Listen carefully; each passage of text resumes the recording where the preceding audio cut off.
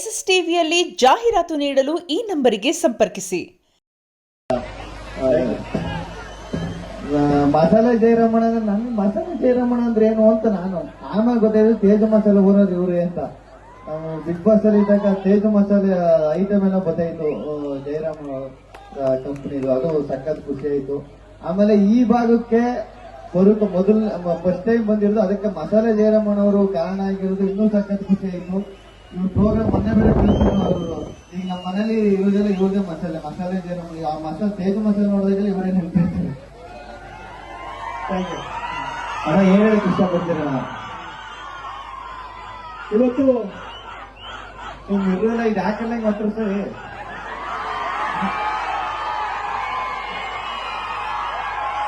ನಿಮ್ಗೋಸ್ಕರ ಕರ್ಸಿರೋದು, ಗಿಲ್ಲಿ ನಟರ್ ಬಂದಿರೋದು ನಿಮ್ಗೋಸ್ಕರನೇ. ಈ ಪ್ರಥಮವಾಗಿ ನಮ್ಮ ತಾಲೂಕಿಗೆ ಗುರಿ ಮಾಡ್ಕೊಂಡಿದ್ದೀವಿ. ಇವಾಗ ಮುಂದಿನ ದಿನ ಅವ್ರು ದೊಡ್ಡ ಫಿಲಂ ಹೀರೋ ಆಗ್ತಾರೆ, ನಿಮಗೆ ಗೊತ್ತಿಲ್ಲ. ಇದು ಒಳ್ಳೆ ಡೈಲಾಗ್ ಹೇಳ್ತಾರೆ, ಏನಿಲ್ಲ ದೊಡ್ಡ